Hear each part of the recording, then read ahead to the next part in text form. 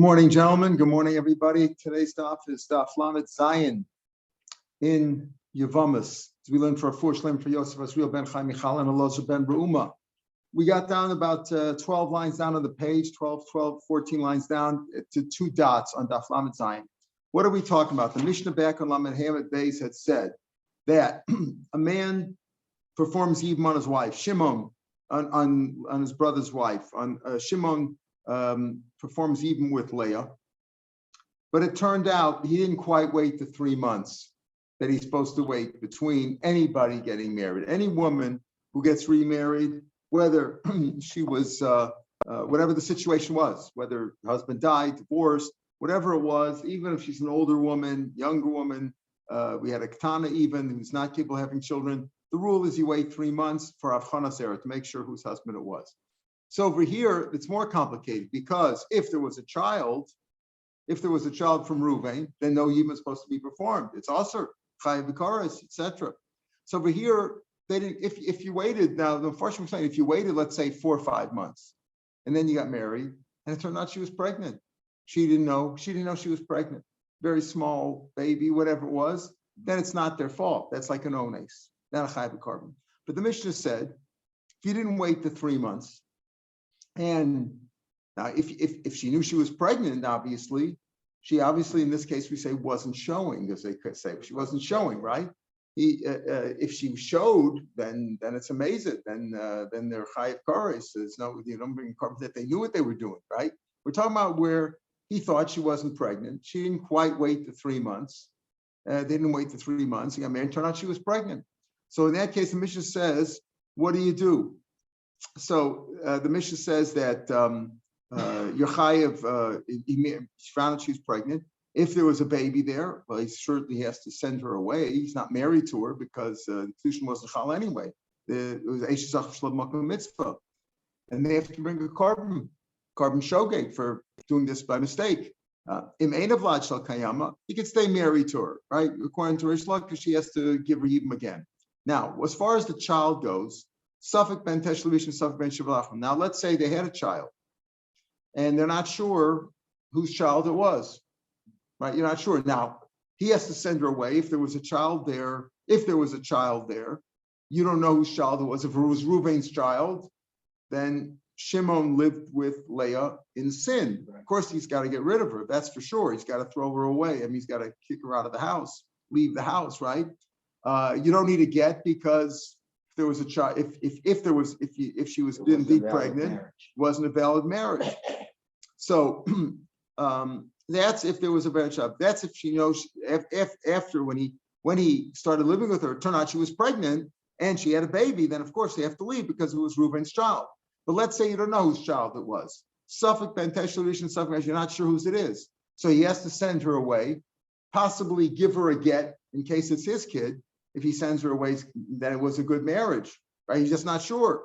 Yotzi vavlad kosher. So he has to send her away, give her a get in case it was his kid, his own kid, Shimon's kid, because then the marriage was a good marriage. He has to give her a get. But he can't stay married to her because maybe it's Reuven's kid, and maybe there was no yibum supposed to be performed. Okay. Yotzi vavlad kosher. The vlad is kosher, we said either way. It's either Reuven's kid or it's his kid. If it was Reuven's kid, it's a good kid. And if it's his kid, it's a good kid. Either way, it's a good kid. But he doesn't know who his father is. And you have to bring an Ashim Tali. What does an Ashim Tali mean? You're not sure if you committed a sin or not. If it was Reuven's kid, you committed a sin. If it was your own kid, no problem. Now the Gemara asks an interesting question. Suffolk ben Teshurish, Amarle, Rav Nachman. I don't understand. What do you mean it's a suffix? Most cases, Le Mahalachacha Rova Noshim. In most cases, it was why would it be a suffix? Why would it be a suffix? If after he committed the yibum, right, after he slept with her, the baby was born 9 months later, right? Let's say he waited 2.5 months. He waited 2 months. Waited 2 months. So the baby was born 9 months later. Is there ever a baby that's 11 months? No, there's no 11-month baby, right? The baby something would have happened, right? There's no such thing as an 11-month baby. So then it's his kid, right? The answer is he didn't quite wait. The baby didn't happen 9 months later. The baby happened 7 months later, right? Baby happened 7 months later. He married her, let's say, after 2 months. 7 months later, they have a baby. They're not sure, is it the first guy's baby 9 months? or is the second guy's baby 7 months? So what do you say? In that case, we don't know. That's what Mishnah says. Suffolk, we're not sure. So you got to send her away because you're not sure. And the Vlad's kosher, but you bring an Ashton Tali. What do you mean Ashton Tali? Ashton Tali means you're not sure. What do you mean? What are the odds? The odds are, what are the odds? How many babies are 9 months versus how many babies are 7 months? 90 to 20, 90 to 10 at least. It's 90%. We go basarov. You always go basarov in the Torah. So go basarov and assume what? And assume that Rav Nashim give birth at 9 months. And since this one gave birth at 7 months after Shimon consummated her, right? Yeah. So it's Reuven's. And therefore he certainly committed a sin. You go basarov. That's his question. I'm really Rav Nachman, Lema, Halachacha, Rav Nashim Tishi Yoldan. And therefore, this baby is from the first one, and they committed a sin b'shogeg. It wasn't a mesid, and it wasn't an ones. If they would have got married after 4 or 5 months since Reuven died, that would be an ones. It wasn't their fault. If the rabbi said wait 3 months, you didn't listen to the rabbis. Okay, you're a shogeg. You didn't do it on purpose. You didn't know she was pregnant when you consummated with her, right? You didn't know. Okay, you're a shogeg. So bring a carbon. Why do you say you bring a carbon ashim totally in case? Isn't it a vadai? Achar Rabban hados. Achar Rabban means you go bust to the rove, and the rove says it's a 9-month baby, and therefore it's Reuven's baby. He's kosher anyway, right? The baby is kosher anyway. But why don't you bring a regular carbon? Amar lei. So Rav Nachman answered, Nashadidam l'shiva yodim. The women in our community, a lot of them give birth at 7 months, not necessarily rove. Amar lei. So Rava said to him, Nashadidchu havarubet alma. You think your women is most of the world? We all know most of the world is most women give, even if whatever the numbers are, 55, 45, 60, 40, 70, 30, 80, 20, 90, 10. Most women give birth in 9 months, not 7 months. Okay, so as your women are most of the world, Amalei, this is what I mean to say. Rav Nashim Yom Tisha. Most women give birth after 9 months. A smaller, a minority give birth in 7 months.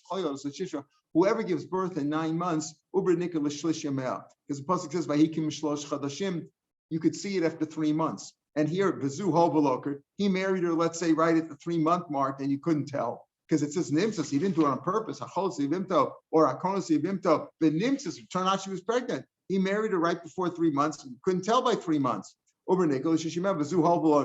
Since you couldn't tell, Israel Aruba, the rove is weakened. In other words, the rove says that it's Reuven's baby, right? That it's 9 months, right? Because it was born 9 months subsequently. Or it's 7 months Shimon, but the rove says you go busser 9 months. Yes, but over here, if it was 9 months, why wasn't she showing at 3 months? Why wasn't she showing that? He only found out subsequently. Why wasn't she showing? Therefore, the fact that she wasn't showing diminishes, it impairs the robe. So this is a weaker robe. It's not a regular robe. It's like ruba. So the Gemara says, wait a minute. If everybody who gives birth at 9 months, you could see their baby, you could always see it at the 3rd month. So so just the opposite. If you say everybody who gives birth at 9 months shows at 3 months, so this one, since she didn't show at 3 months, so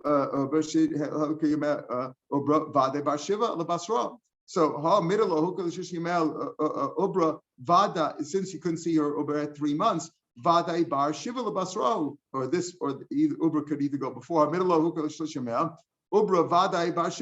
The baby is certainly the 7-month baby of Shimon, because if it was Reuven's, she would have shown at 3 months. If you say it always shows L.A. no, it doesn't mean they always show L.A. Marovels the show over Nikra.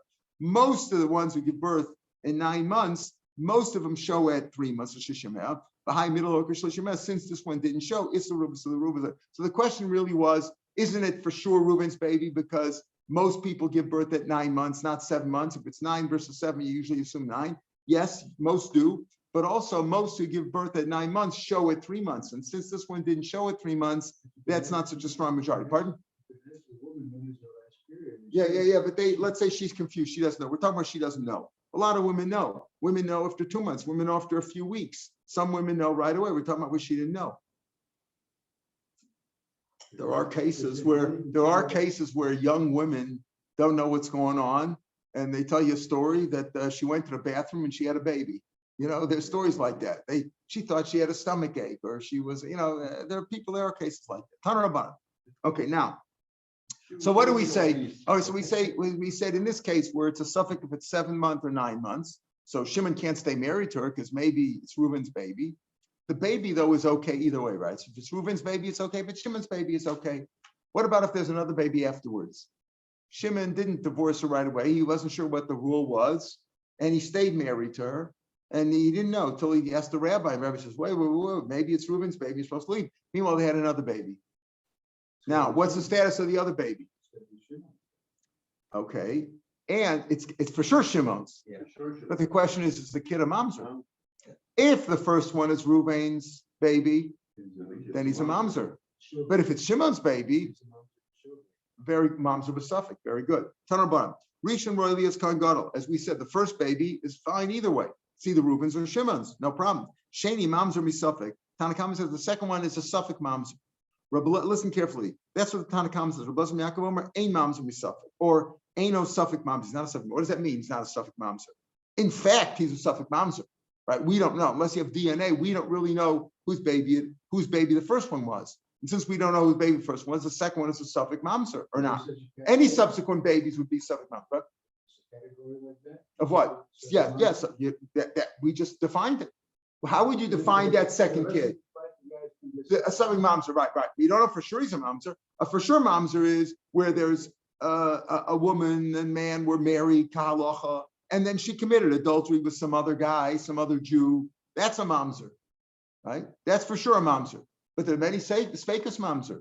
Many. I would say today that many of the mamzerim that we have are spekus mamzer. Why? Remember always the question in America, they used to say that there was a heter because even though she remarried without a proper get, but the first marriage was by a Reform rabbi, so we don't know if she was really married to the first guy. All those are suffix mamzer in our books, right? But here's a place for sure where it's a suffix mamzer. Any subsequent should be suffix mamzer. So what do we say? The Tanakama says, Sheni mamzer misafik, and Blood says, no, ain't no suffix mamzer. What do you mean he's not a suffix mamzer? For sure a suffix mamzer. What do you mean? It's for sure. This is the case if he's a suffix, if he's a mamzer. What does Rav Yaakov mean when he says ain't no suffix mamzer or ain't no mamzer misafik? Machlokas, what he means. Amar bayachkamer. Rishon Rolias Kana. The first kid is for sure okay. He can be a Kohen Gadol. Sheni suffix mamzer, but also mamzeres. The Tanakam is saying a suffix mamzer. Who can a mamzer? A mamzer can marry a ger who's also not kal, as we'll see other people. But can he marry a suffix mamzer? A suffix mamzer is in the worst situation, because he doesn't. If he's a mamzer, he can marry a mamzer. If he's not, and if he's a mamzer, he can't marry a regular Jew. But if he's not a mamzer, he can't marry a mamzer. So what do you say over there? So the Tanakama says sheni suffix mamzer, and he can't marry a mamzer because only a suffix. Maybe he's a regular Jew. A regular Jew can't marry a mamzer. Rav Ben Yaakov Omer, Rav Ben Yaakov, we're going to see we pass things like Rav Ben Yaakov because of Mishnas Rav Ben Yaakov Kav v'Naki. Rav Ben Yaakov it's not found many times in Shas. What he says is very measured. Kav, it's only a small amount, but it's pure. We always pass him like him. So Rav Ben Yaakov says no. Ain't a suffix mamzer, elabade mamzer, mutter mamzeres. A suffix mamzer like this is considered mutter to marry a mamzeres. That's what he says. Who can a suffix mamzer marry? You see, a for sure mamzer has an option. He can marry another mamzer. But a suffix mamzer is stuck, can't marry anybody. The answer is no. He can marry a mamzeres also. Even though it doesn't mean to say that this guy's body a mamzer. There's no way for us to know who this kid is. Because this kid number 2 is always a suffix, and not the same thing for number 3, number 4, number 5. If Shimon, yeah. Okay, baby's mamzer either way, because if one side is a mamzer, the kid is a mamzer. That's either way. Either way, kid's a mamzer. But is he allowed to marry? Is the suffix mamzer allowed to? Well, Rav says yes, according to this. That's what Abaye says. Rava says the opposite. Rava says no. The first kid is okay either way. It's either Reuven's or Shimon's. Sheni mamzer vadai misafik. The second one is a vadai mamzer misafik. What is it? Mamzer vadai misafik. What does it mean? That misafik is a suffix. We consider him like a mamzer vadai mutter mamzeres. The Tanakama now is saying that it's mutter mamzeres. He's a mamzer vadai misafik. And Rav Yaakov says, no, ain't vadai mamzer misafik, el suffix mamzer v'os mamzeres. He's also mamzeres. So there's a machlokas, Abaye and Rava. What would Rav Yaakov say? Abaye says, Rav Yaakov says that it's this suffix. He's for sure a suffix, right? For sure a suffix. Suffix number 2 it can marry a mamzeres. According to Rava, it cannot marry a mamzeres. What's the machlokas? The machlokas is in the famous machlokas of what do you do with a suffix mamzer? Rav Lazar, the Tan Rav Lazar Omer, vadon bevadon mutter. If he's a vadei mamzer with a vadei mamzer, they can marry one another. But vadon b'sveikin, if one's a vadei, one's a suffix, or suffix b'vadei, or suffix b'suffix, they're both sveikus, you don't know, usher.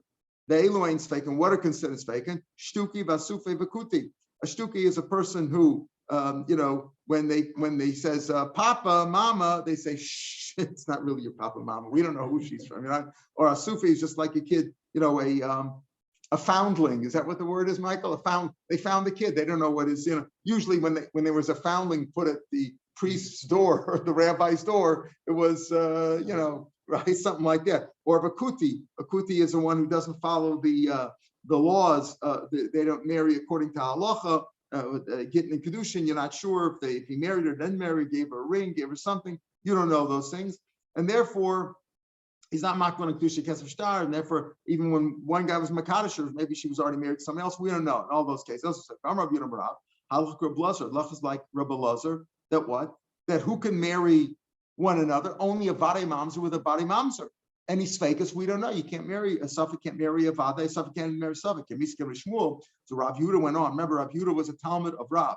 So Rav said, Rabbi Lazar, when he said, when I said this in front of Shmuel, I'm really no. Hillel learned in Kedushin. Remember, Asar Yochsan Olavi Bubble. 10 different groups of pedigrees came up from Bubble. Kohoa, the Kanim Levim Yisraelim. Chalolim, that's a bad Kohen, so a Geri, we know, a convert. Harue, a freed slave. Mamzer, we know. Nesinim were from the Gavonim. Rashi says they were in the Sky day of Yeshua. They tricked, and they weren't really full Jews. They were Suffolk. Shtuki, as we explained, Asufe. V'kul Maton Lavazabazet. Not all these 10 groups can marry with one another, but within them they can marry. For example, Kohen Levim Yisrael can all marry one another. A Levi in Yisrael can marry a Chalale, a Geri, or Harue. And a mamzer and a sinim shtuki, they can marry one another. So they're allowed to. You see, a suffix can marry a mamzer according to Hillel. So he says, well, Hillel said they're mutva ator melach, and you sing a like that. So there's machlokas between Rabbi Elazar, not Rabbi Eliezer, but Rabbi Elazar, and Hillel. Hillel said the suffix can marry mamzer not. So Abaya suffer like a Shmuel. Abaya holds like Shmuel that a mamzer and a suffix is okay. Mamzer and a suffix is okay. And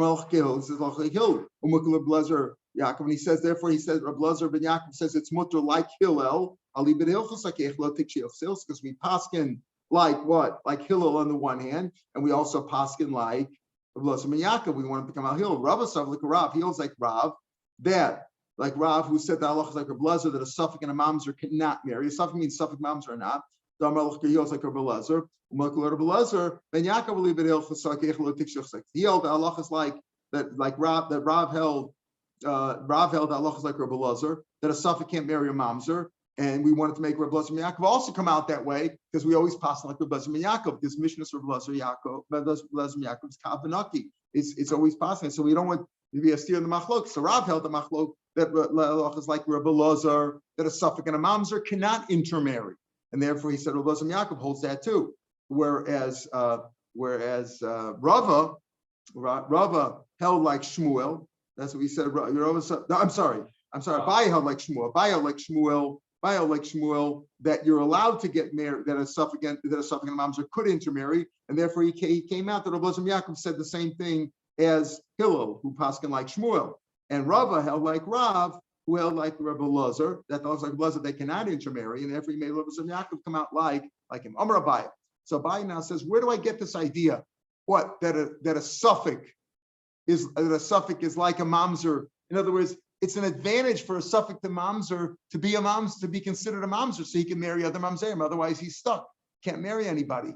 So Abaya said that's what Reb Lazar ben Yaakov holds because he holds like Hillel, right? Abaya held that way.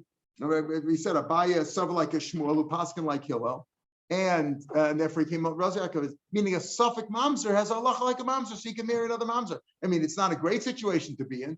The first brother, the one born, you're not sure if it's 7 months of Shimon or 9 months of Reuven, he can be a Kohen Gadol. He can be anybody, right? He can be a tzaddik, everything, he's fine. Meaning his yichus is good. Of course, it doesn't mean that he's a good person. It means his yichus is good, right? But the second one, and any subsequent kids, their kids would be suffix. So suffix, and Abaya says, you know what? A suffix mamzer is like a mamzer, it's an advantage. Abaya says, where do I get this? From there at the top of Lamed Zayin and Beis. I'm Rabbi Ben Amila. The whole spake of Reb Lazar ben Yaakov kavadai mishavile. He makes him like a vadai that he's like a mom, she can marry the time. But let's say a man was very promiscuous. He slept with all kinds of women. He doesn't even know who he slept with. He slept with so many women, he can't keep track. And she also, a woman, she slept with all over the place. She doesn't even know who she got pregnant from. She slept with so many and she doesn't even have from. Come out that a father can marry a daughter. There's so many, if this is what happens with promiscuity runs wild, it could be that people don't even know who their parents are. She doesn't even know who the father of their child is, right? This happens a lot in America, right? They don't know who the father of the child is, and he doesn't know who he slept with. He doesn't know who his children are. So it comes out that there could be a lot of incest, right? The whole world's full of mamzerim. Oh, they're full of mamzerim? Not mamzerim for sure. Suffolk, we don't know, right? Oh, but Rashi says in the third line, so Abaya says, you see from over here, because Rav Yaakov says the whole world's going to be full of mamzerim. They're not really mamzerim. It's a Suffolk mamzerim. Yeah, but he considers a Suffolk mamzerim like a mamzer. They can marry mamzerim. And the pasuk says, Mola Aretz Zima. The world will be full of, we'll call it promiscuity or whatever that's bad, right? It's a zima of this kind of promiscuity. Rava who says no, Rav Yaakov is l'chumra and says what, that a Suffolk mamzer cannot marry a mamzer, right? When Rav Yaakov said the whole world's going to be full of Molar Zima, he meant that Zima is an abbreviation, it's an acronym. Zumahi. Zima is an abbreviation for Zumite. We don't know what this is. He's saying the whole world will be full of people that we don't know. There's fakus. He's not saying that he's mamish a mamzer. He's saying it's a suffix. Suffix can't marry. Yes, he said even more. Now, here, until now, we're talking about people who just sleep around with everybody. Man sleeps with many women, a woman sleeps with many men. Not even married. Even if they get married, a person shouldn't marry somebody in one place. In Utah, let's say, he marries in Utah one woman. Then he goes to Texas, where they don't know, and he marries another woman there. Why? Because maybe he'll have children from both. He'll have a son in Utah and a daughter in Texas, and they'll meet one day, and they won't know that they're brother and sister, right? Even when there's marriage involved, even if you married her with chuppah and kedushin in Utah and Texas, you shouldn't do that. So he said even more than that, you shouldn't get into space. So he has we didn't do those things. So the Gemara says that this is like a parenthetic. What do you mean? Is that the case? You can't marry somebody in another place, even if you're married to one person in one place. We have this more brought down many places. When Rav went to this city, Machras, he called out and he said, "Man haveliyuma, who would like to be my wife for while I'm staying here for this day?" Meaning while he's in town. It's important for a man to have a wife. He says, "Who would like me?" When Nachman went to that place, Machras over Man haveliyuma, who would like to be my wife for the day?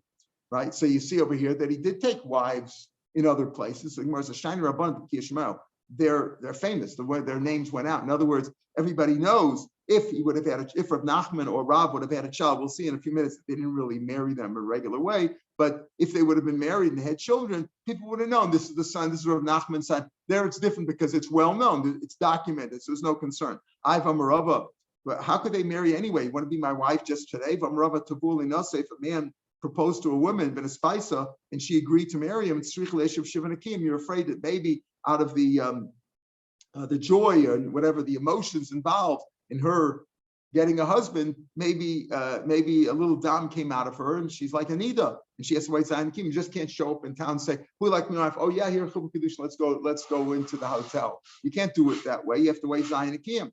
So the answer is no. It's different over there. They didn't just show up that day. They sent their messengers saying, "Rav is going to be coming here in a week or two. Who would like to be his wife?" And he took his, and she took. He was Makadashur that way. So they waited the 7 days. If you say there, everybody say more. You could say the Rabbani Yechudi B'Almahud Miach. They simply miachanamlu. In other words, they didn't really live with these wives. They just said, "Who would like to be my wife for the day?" So they gave her chuppah while they were there, and then afterwards divorced her when they left. It's good to have a wife handy. You know what I mean? If a person has, it's good to have bread in your basket. It's always good to have a wife with them. It's not good to be alone. Lo tov ha'adam liyos levado, right? A person shouldn't be alone. So if a person's on a long trip and he goes to a city and he can have a wife there, even if he doesn't live in it. So either she went to the mikveh before because he sent a messenger in advance, or he didn't really sleep with her. But the point was he's just basal. But the issue is that a person shouldn't freely take wives in different cities, and where one would know the children of one will not know the children of the other, that they come from the same family. Afterwards, they can marry at home. That's yeah. Temporary wife. Yeah, temporary. She can marry Cohen, right? She can marry if you divorce her, right? And now, what do you see over there? Are you allowed to? You shouldn't marry somebody. And notice what happened in this case. The rabbi said, "Who would like to be my wife for the day?" Meaning, it was clear that it's only for the month, whatever they were going to be there. Who would like to be my wife temporarily? You can call yourself the Rebbitzin forever and ever. Today, everybody's a Rebbitzin, but in those days, it was a yichus to consider a Rebbitzin. You'll be a Rebbitzin. Rebbitzin. You're ambassador for life. You're a Rebbitzin for life. So Isa, so Marv here says, Rav Meir says that you shouldn't marry somebody if you're planning to divorce her without telling her. You see here, the rabbis said, my wife for the day. You shouldn't play a shtick and say, "Oh, we'd like to be my wife," and then divorce her. In those days, when you could divorce her against her will before Chemra and Geshem. Let's just finish the case and see if he's on Geshem. You shouldn't marry somebody if you're planning on divorcing her without telling her. Don't plan evil for your friend who Yoshel Betitcha. He's confident with you. He trusts you. In other words, if somebody trusts you, don't be fooling him and trying to get around him. So you shouldn't marry somebody.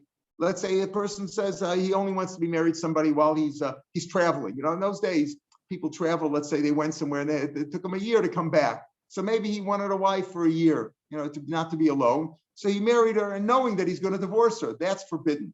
Because the rabbis, though, in these cases that we pointed out here, said, "I only need somebody temporarily." So he wasn't fooling her; he was being upfront. Okay,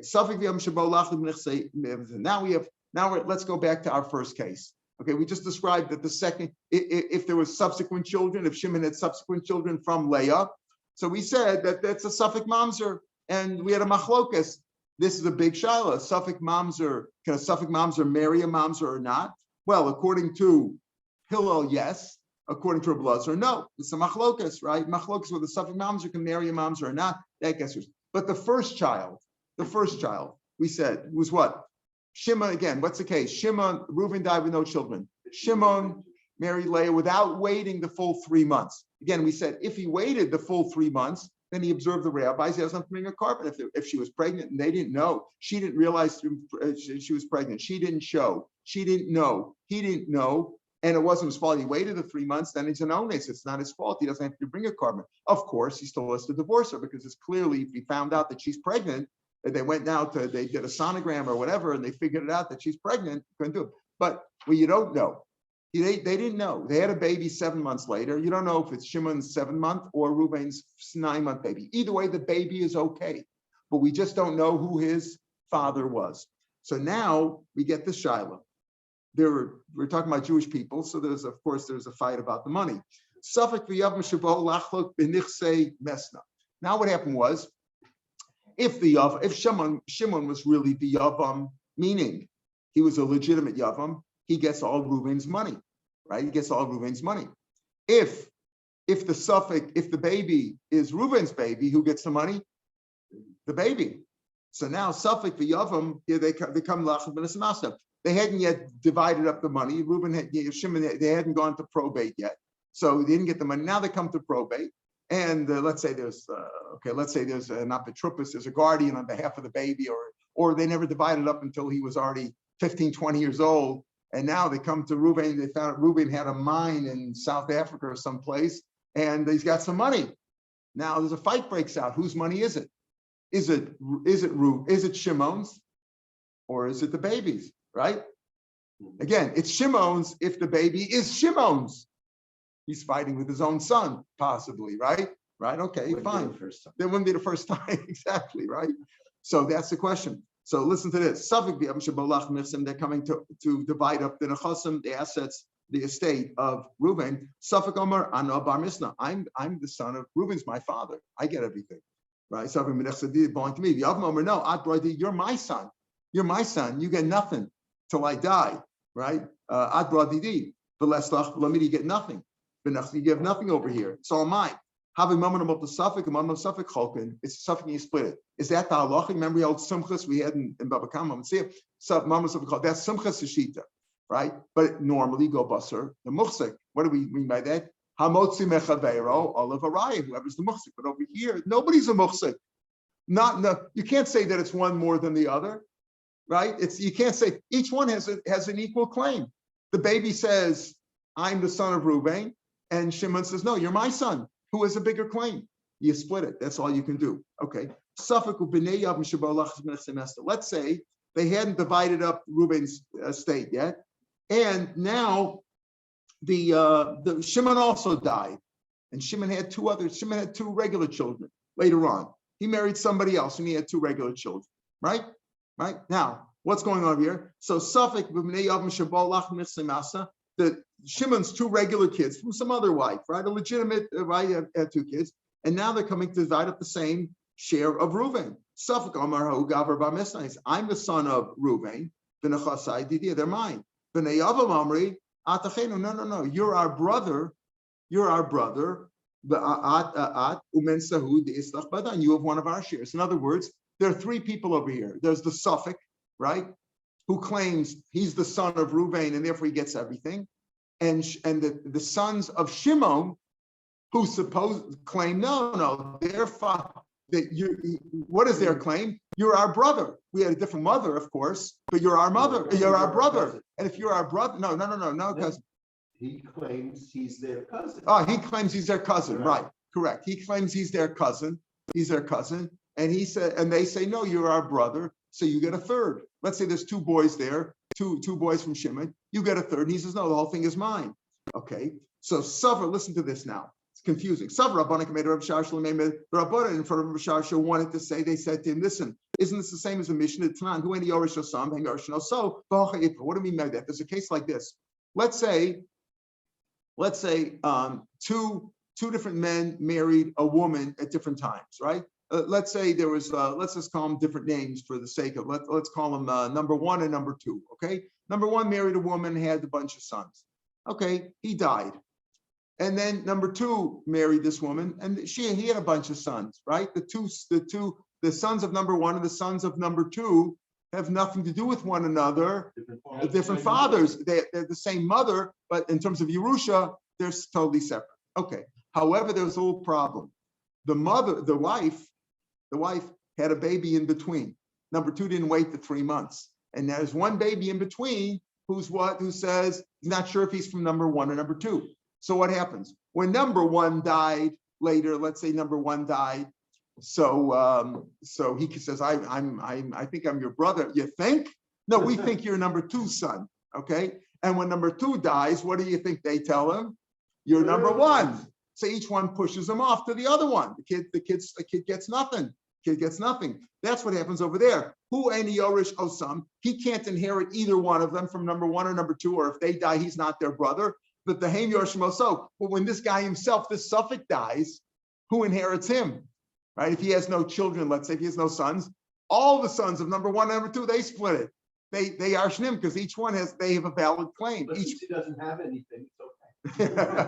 He might have a lot of money later on. He might have made a lot of money in the diamonds or something, right? Maybe so. That's what it's Mar says over there in that case where you have a number one and number two and a suffix in between. Here's the other way around, right? I see Raya V'Shakal. Over there, the children of number one, children of number two, each tell them, bring a proof that you're our brother, and you'll take something. Here, he can tell them, I see Raya V'Shakal. Here in this case, he can say, listen, I'm for sure a son, right? Meaning what happened in this case? You have a suffix and the two sons of Shimon, right? And they're sharing in the estate of Reuven. So think about it. The suffix says either way, I'm a Balvin here, right? Either I'm Reuven's son, which is what I claim, and I get the whole thing. Or if I'm Shimon's son, then I get a share either way. I'm for sure B'chelik. You two guys may get nothing if I'm the son. You might just be my cousins, like Michael said, right? So I see Rav Shapiro.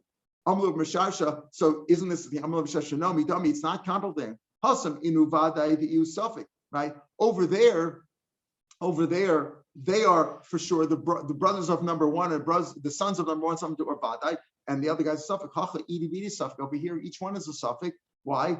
Because he's not sure who he is. There, in the cases of number one and number two, sons of one, they know that they're sons of number one. They know the sons of two. Here, even this guy, even the suffix, he's not sure who he's bringing a claim. Hacha idi bidi suffix. Eli dami lemasnis and lahad. If you want to compare it to a Mishnah, it's compared to this dummy. L'sufik, which is comparable to the case of the Mishnah. L'sufik ubnei yavam shabo lachlik b'nichsei yavam gufei. Let's say the Suffolk and the sons of Shimon are not coming to divide up the share of Reuven, but the share of Shimon, right? The Hasam Amile, you could say, I see Raya Dachuna ad Tishkol. Bring a proof that you are our brothers. When they're dividing up Shimon's share, the sons of Shimon are for sure sons of Shimon, right? That's like the case over there. The case that's comparable to that case over there of number one and two, where the sons of Shimon said, we're for sure sons of Shimon. You claim maybe that you're a son of Shimon too. Bring proof, otherwise you get nothing. That's what that case is comparable to. So what would happen in that case, really? What would happen in that case? In the case of where he says when they're dividing up the shares of Reuven, then what he's for sure entitled to something. They agree that he's entitled to a third, right?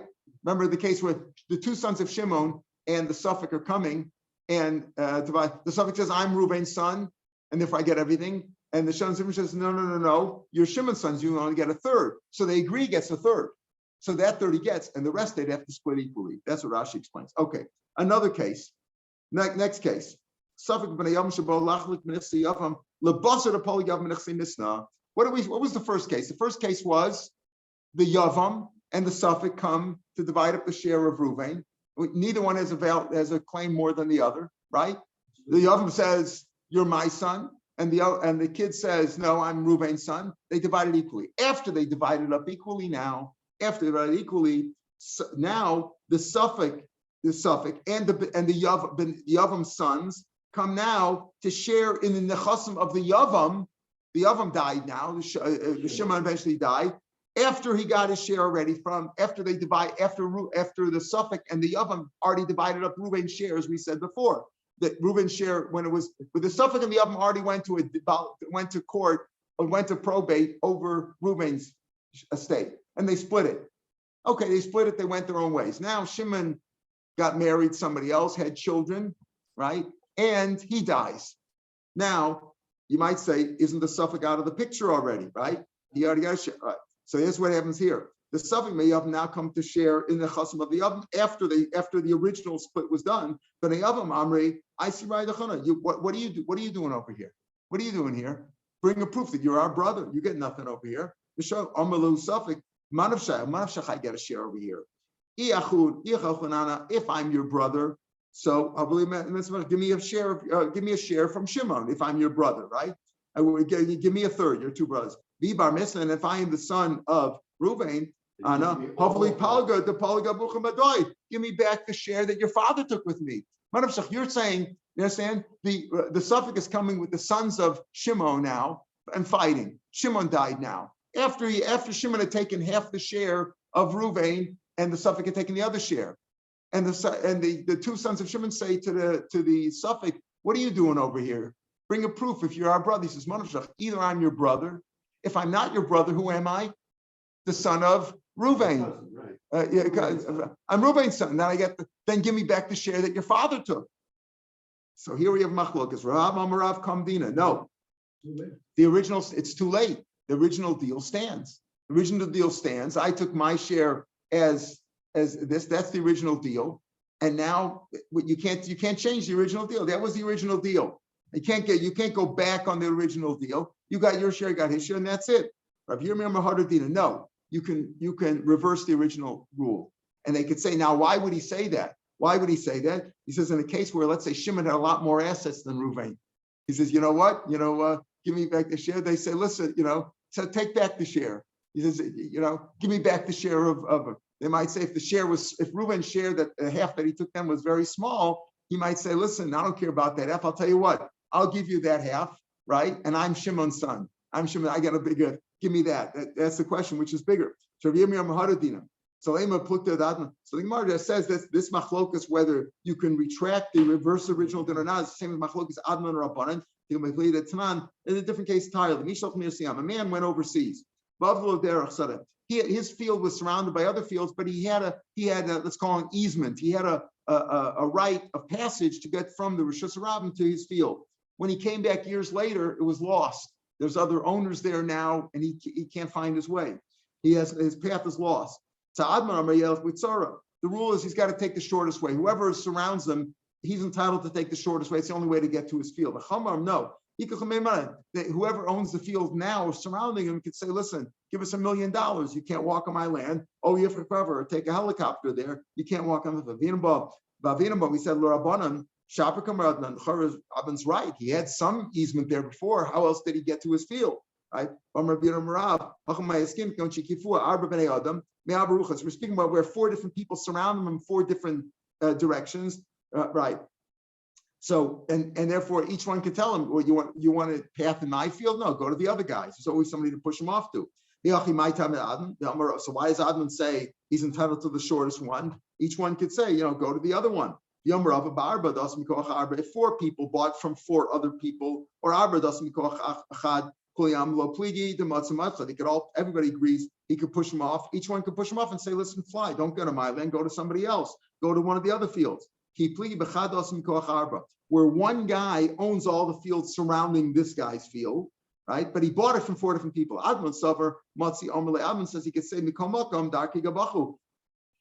whoever I have access to my field somehow, and you own all the fields around me, so you got to give me an easement because I'm entitled. How did I get there before? You own all these fields. Rabbanan say no. Listen, Ishat this. Rashi learns different than us. Rashi says, Ishat, if you're quiet, I'll give you a good deal. I'm not going to charge you that much. Below, if you're going to make a big fuss, you want it for free. I'm going to return. I bought all 4 fields from 4 different people. I'll return the deals to each one saying mekach to'os and go fight with 4 people. When 4 people, one of 4 people have to give you an easement, each one's going to say, go to the other guy. Right? You're not going to be able to bring anybody. You're not going to be able to win in court on any of them. So Nagamor says, Rav Abba, who said what? Rav Abba said, Kamdina, the laws is you can't reverse the law. He goes like the Rabbanan, who say they can demand any amount they want. You can't reverse what was done. You can't take it back now. What was sold was sold, and these are the new owners. They don't have to give you the easement, and you can't prove either from anyone. Rav Yirmiyah goes like Abba and says, no, you can reverse it. You can say, listen, go back on it. Then I want to go back to the original guys, and I'm going to get it from. I'll get from if the fact is if it's one guy who owns it, even though things have changed now and I have no path now, I don't know where the path is. I can retract. I can reverse the rules. Rav saying, I can even go like Adman. Rav Abba, who said that the law stands, I can be Adman. I come Adman Hasam Elamishim Damalei Manavsha. There, Adman. The reason why Adman says what that he can demand the shortest field, he can say, listen, you own all the fields around me. I have one path in your property. Give me a path, any path you want. Give me a path because you own all the fields around me. I serviced my field, and now you own all the fields around me. For sure, I'm entitled to one thing.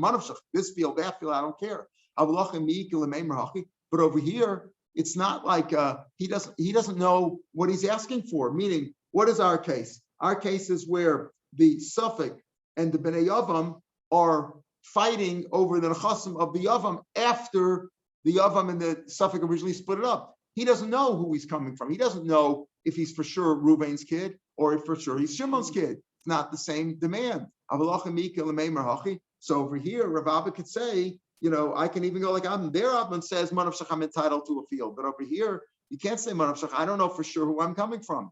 Rav Yomi, who says that you can retract on the law, another Mafil Rabbanai can be like the Rabbanan, who say over there, they can demand whatever they want. They don't have to go back on it.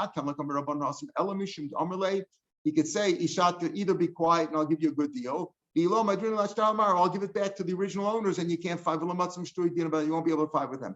But over here, he can't say that. You don't have that same kind of right? You don't have that same argument. I have something against you. They have no strong argument. They don't know what the law is. Nobody knows what really happened. Nobody knows if the suffix is from the first kid or from the second kid. So you don't have the same strong argument. Therefore, the machlokas is not dependent on the machlokas of Adman and the Rabbanan at all. And the fact is, Rav Abba says, "Kom dina," and that seems to be the halacha.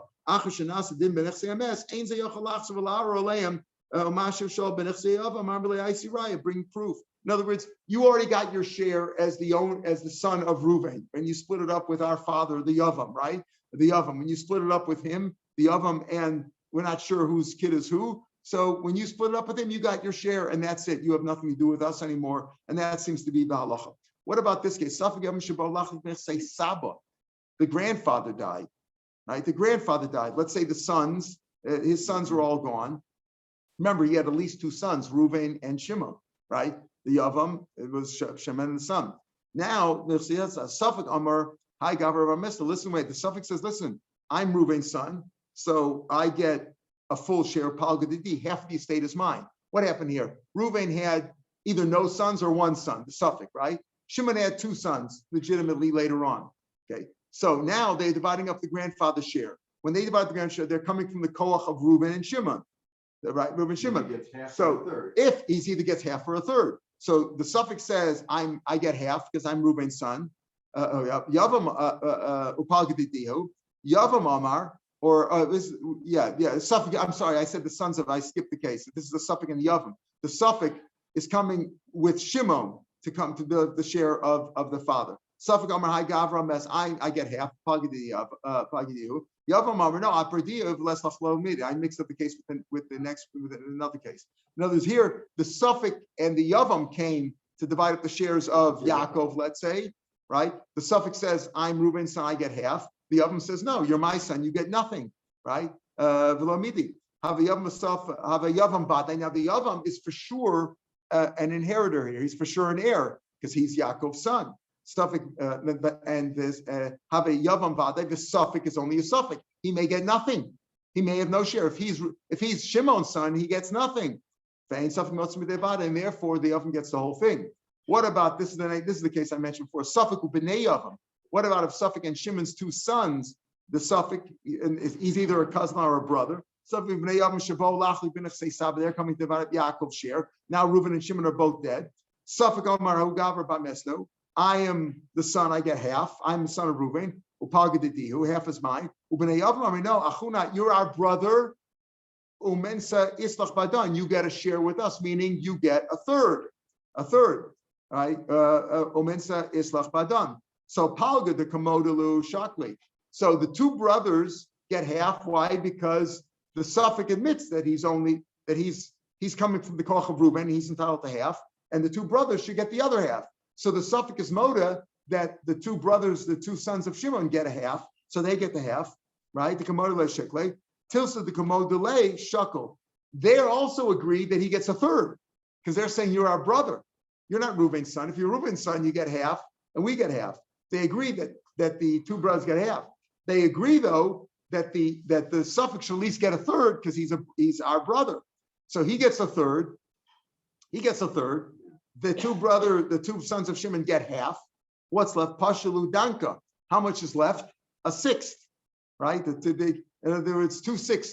Let's say 3/6 go to the two sons of Shimon.